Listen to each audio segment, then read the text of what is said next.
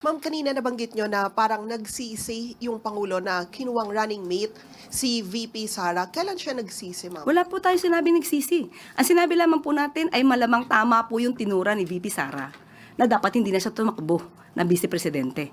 Ang sabi po natin, sana nga para yung Vice Presidente na nahalal ay makakatulong sa Pangulo. Pero wala po tayong sinabing nagsisisi ang Pangulo na kasama at nahalal ang Vice Presidente. Ma'am, nabanggit nyo po na nasa huli yung pagsisisi. Yun po yung normal na kasabihan. Pero never po na sinabi to ng Pangulo. Thank you po.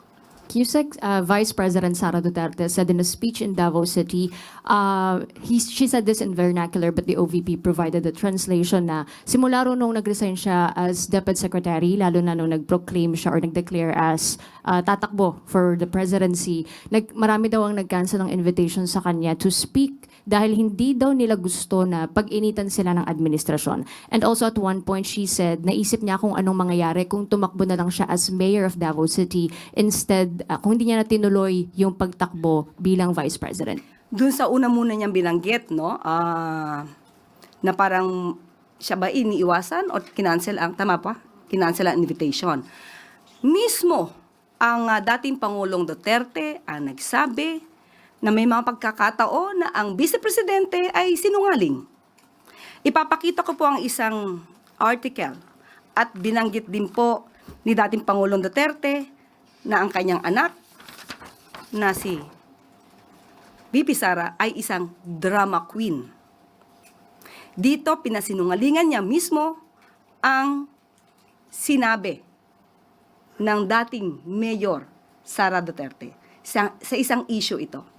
So, kailan pa ba natin paniniwalaan ang mga sinasabi ng Vice Presidente kung mismo ang kanyang ama ay sinasabing siya ay nagsisinungaling?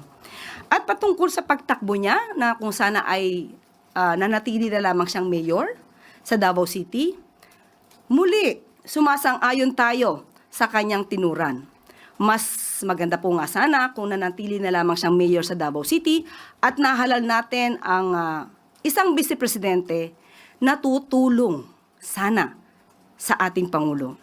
Hindi isang Vice Presidente na magtatrabaho, mag-aaksyon at hindi bakasyon at hindi puro paninira ang gagawin sa ating Pangulo. Mas umunlad sana or mas uunlad pa maliban sa ginagawa ng Pangulo ngayon at kapag siya may katuwang para sa pag-unlad ng bansa, mas naging mainam sana. Pero sabi nga natin, nasa huli ang pagsisisi.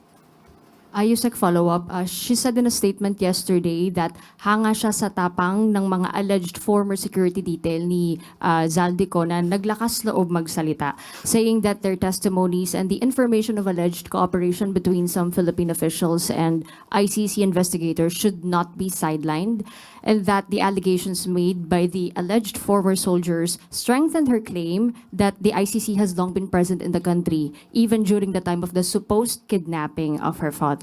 And also, she also mentioned, Yusek, yung letter that she wrote to President Marcos Jr. and who said na we will not cooperate in any way, shape, or form. Allow me to quote her, Yusek. She said, ang usaping ito ay hindi usaping pampolitika, hindi ito simpleng alitan ng mga personalidad. Ito ay tungkol sa pangunahing prinsipyo ng ating pambansang soberanya. Soberanya? Are we talking about sovereignty? Unang-una, ang Pangulo natin, ang Pangulo Marcos Jr., sa kanyang sona, sinabi niya, not even square inch of our territory will be surrendered to any foreign power. Hindi hinayaan at hindi hahayaan ng ating Pangulo na ang ating mismong teritoryo ay mapatrol ng anumang Coast Guard, kundi Philippine Coast Guard lamang. Hindi natin gagawing probinsya ang ating bansa ng ibang bansa. So patungkol po sa sinabing pakikipag-cooperate sa ICC, nananatili po tayo na ang ginagawa lang ng administrasyon ay ang pagtupad sa sarili nating batas at ang ating obligasyon sa Interpol. Pati na po ang tinatawag nating residual obligation. Malamang nakakapagsabi lamang siya nito dahil ang ama niya ang nililitis ngayon sa ICC. At patungkol sa 18 na former Marines na ang 4 doon ay hindi pala. Doon pa lamang masasabi natin, oops, may nagsisinungaling. So ang ibig ba sabihin to ay nasa likod din ba ang Vice Presidente sa mga tinuturan nitong 18 na nakasama sa press con na sinundo di umano ni Mike Defensor? Follow-up question, Mads Moradillo, Net25.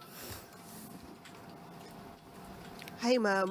Ma'am, kanina nabanggit nyo na parang nagsisi yung Pangulo na kinuwang running mate si VP Sara. Kailan siya nagsisi, ma'am? Wala po tayo sinabi nagsisi. Ang sinabi lamang po natin ay malamang tama po yung tinura ni VP Sara na dapat hindi na siya tumakbo na Vice Presidente.